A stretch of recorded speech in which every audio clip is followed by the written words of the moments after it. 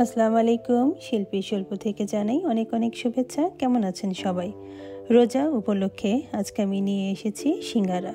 খুবই সহজ এবং খুবই মজাদার। তার জন্য আমার এখানে লাগছে 3 কাপ ময়দা এবং আমি এখানে 1 টেবিল চামচ নিয়েছি কালো জিরা, আর লবণ নিয়েছি 1 চা চামচ। সব শুকনো উপকরণগুলোকে একটু আলতোভাবে মাখিয়ে নেব। এরপর আমি তেল দেব। তেলের মাপটা হচ্ছে প্রতি কাপ ময়দার মধ্যে 2 টেবিল চামচ তেল। সেই হিসাবে এখানে নিয়েছি 3 কাপ ময়দা, তার মানে তেল এখানে যাবে 6 টেবিল চামচ। তবে একবারে তেল দিয়ে মাখাবো না, প্রথমে 3 টেবিল চামচ তেল দিয়ে এটাকে আস্তে আস্তে করে মিশিয়ে নিতে হবে। তারপর আবার বাকি যে 3 টেবিল চামচ তেল ছিল সেটাও এখানে দিয়ে খুব ভালোভাবে মেশাতে হবে।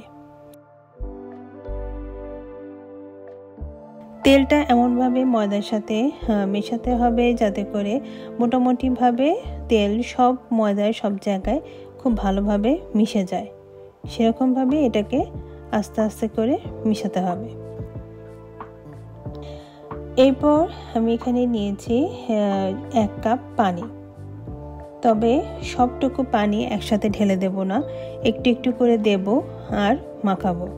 মাখানোটা একটু শক্ত মতো হবে, একেবারে কাদার মতো ক্যাত করে মাখালে হবে না।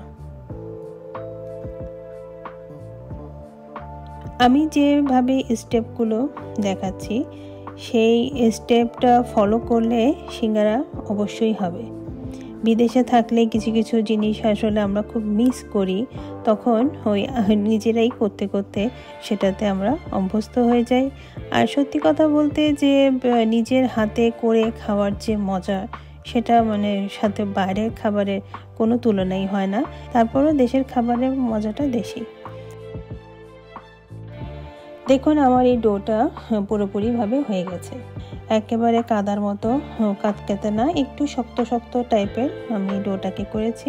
ঠিক এরকম অবস্থাতেই আমি এই ডোটাকে বক্সে, মুখ বন্ধ করা বক্সে রেখে দেব 2 থেকে 3 ঘন্টার মতো।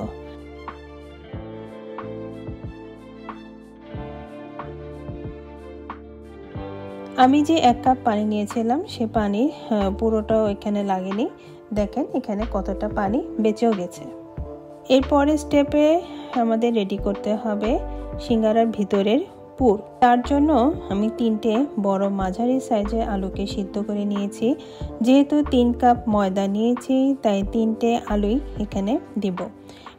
একেবারে মিহি করে ভর্তা না করে কাঁটা চামচ দিয়ে একটু আধা ভাঙ্গা মতো করে নিয়েছি। এরপর মাঝারি সাইজের 2টো পেঁয়াজ নিয়েছি। পেঁয়াজগুলোকে একটু কুচি কুচি করে নিলাম।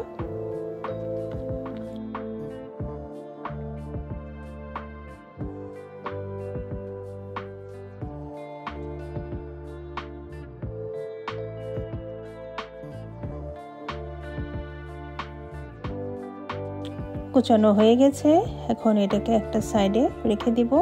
এরপর আমি নিয়েছি 3টে কাঁচামরিচ।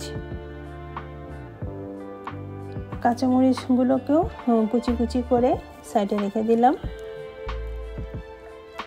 এরপর ফ্রাই প্যান দিয়ে তাতে অল্প তেল দিব, বেশি তেল দেব না।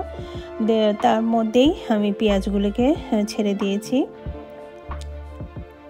পেঁয়াজ একেবারে ব্রাউন মতো করে ভাজতে বা একদম লাল করে ভাজতে হবে না, এটি হালকা মতো কালারটা একটু চেঞ্জ হয়ে আসলেই তার মধ্যে আমি দিয়ে দিচ্ছি 1 চা চামচের 5 ফোড়নের গুঁড়ো। আধা ভাঙ্গা করে রেখেছিলাম যে আলুটা, সেটাও এখানে আমি দিয়ে দিলাম। তারপরে দিচ্ছি অল্প একটু হলুদ, মরিচের গুঁড়ো আর লবণ। পুরোটাই হচ্ছে আপনার টেস্টের উপরে, আপনি যতটুকু টেস্ট নিতে পারেন ততটাই আপনি এখানে দিবেন। এরপর সব কিছু খুব ভালোভাবে মেশাতে হবে। আপনারা চাইলে এখানে ধনেপাতাও অ্যাড করতে পারেন, আবার কলিজা অনেকে আছে কলিজা খেতে খুব পছন্দ করে, তো সেই কলিজাটাও আপনি সিঙ্গারার মধ্যে অ্যাড করতে পারেন। সিঙ্গারার পুরটা বেসিক্যালি হবে সম্পূর্ণ আপনার টেস্টের উপরে।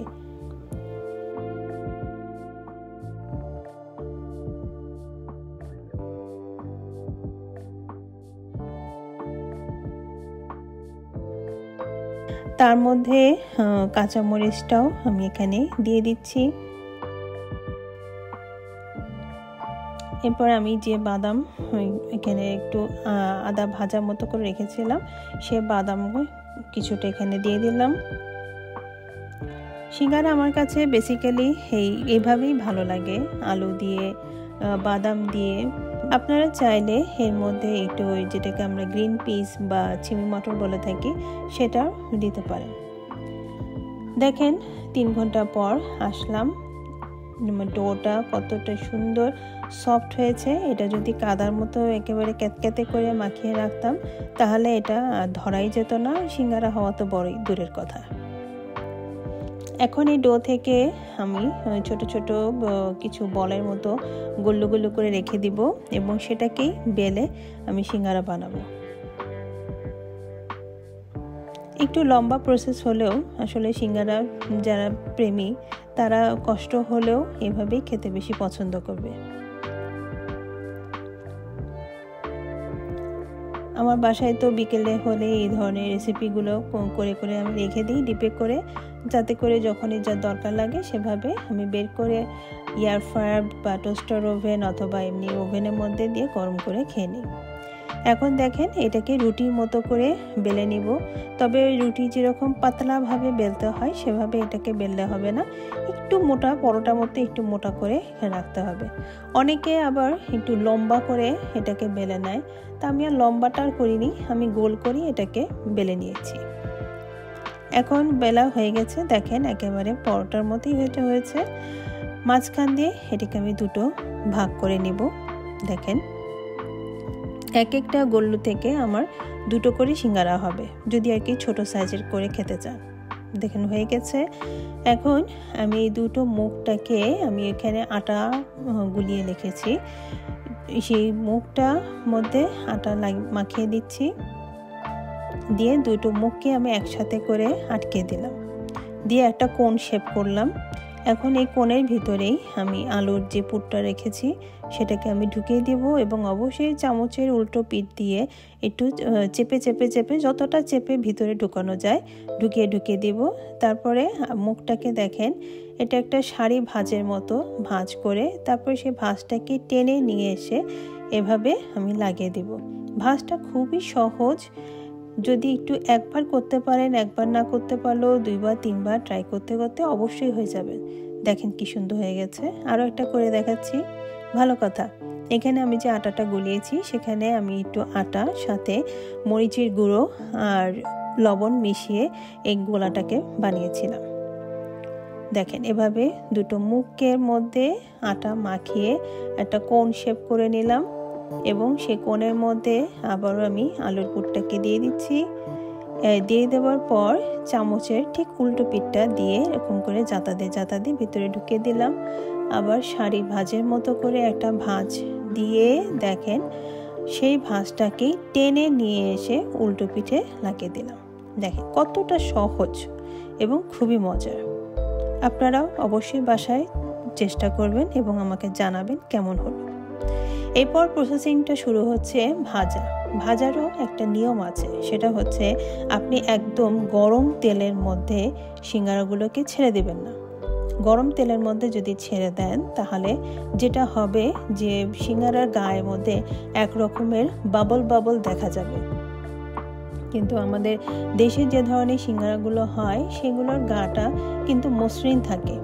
সেটা আমি একটু এক্সপেরিমেন্ট করি এটা বের করেছি। অবশ্য প্রথম দিকে আমিও গরম তেলের মধ্যে যখন সিঙ্গারাগুলোকে দিয়েছিলাম তখন একদম বাবল হয়ে গেছিলো, খুবই দেখতে বিচ্ছিরি লাগছিল। পরে আমি যেটা করেছি যে তেলটা যখন একটু ঠান্ডা মতো থাকবে তখনই আমি সিঙ্গারাগুলোকে দিয়ে দেব এবং সিঙ্গারা আর তেল দুটি একটু একসাথে গরম হতে থাকবে আর সিঙ্গারাও রেডি হতে থাকবে। দেখতেই পাচ্ছেন যে আমার সিঙ্গারা গায়ে কিন্তু কোনো বাবল নেই। আর আপনি যদি এটাকে ডিপ ফ্রিজে করে রাখতে চান তাহলে পুরোপুরিভাবে ভাজবেন না, প্রায় 50% মতো ভাজা ভাজা হয়ে গেলে এটাকে উঠিয়ে রেখে দেবেন এবং ঠান্ডা হলে ডিপ ফ্রিজে রেখে দেবেন। আমি এই পর্যায়ে চুলোটাকে বন্ধ করে দিয়েছি, কারণ আমি এগুলোকে ডিপে রাখবো তাই। দেখুন হয়ে গেছে। এখন আমি এগুলোকে উঠিয়ে রেখে দিব। রেখে ঠান্ডা হওয়া পর্যন্ত অপেক্ষা করতে হবে। ঠান্ডা হয়ে গেলে আমি একটা এয়ারটাইট বক্স অথবা জিপ লকের ব্যাগ, যেটাই মধ্যে আপনি রাখতে স্বাচ্ছন্দ্য বোধ করেন সেটার মধ্যে আপনি রেখে দেবেন।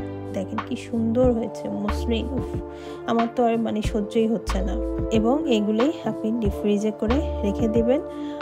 যখন খেতে ইচ্ছা হবে জাস্ট বের করে আপনি এয়ার ফ্রায়ার বা টোস্টার ওভেন অথবা চুলোর ওভেনের মধ্যে দিয়ে বাস গরম গরম খেতে পারবেন চায়ের সাথে, অথবা এখন তো যেহেতু রোজার সময় ইফতারি, তো এটা খুবই কাজে লাগবে। দেখেন কতটা সুন্দর মসৃণ হয়েছে, দেখতেই পাচ্ছেন।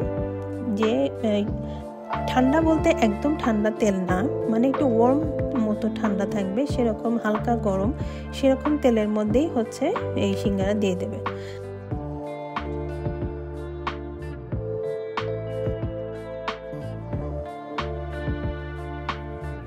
আর একটা গরম একটা তেলের মধ্যে একটা ভেজে আমি দেখিয়েছি, দেখেন গরম তেলের মধ্যে ভাজলে যে গাটা এরকম বাবল বাবল টাইপের হয়।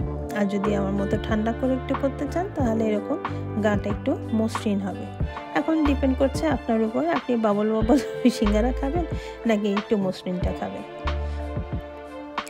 দেখেন উফ কি যে মজার হয়েছে। আসলে টেস্টটা আমি করতে পারছি, আপনাদের করাতে পারছি না। আপনাদের টেস্ট করতে হলে অবশ্যই আপনাকেই বানাতে হবে। তো এই তো রেডি হয়ে গেল দারুণ মজার সিঙ্গারা। তো আজ এ পর্যন্তই, আবারও কথা হবে, দেখা হবে নেক্সট এপিসোডে। কেমন হলো আপনারাও ঘরে করে জানাবেন। আল্লাহ হাফেজ।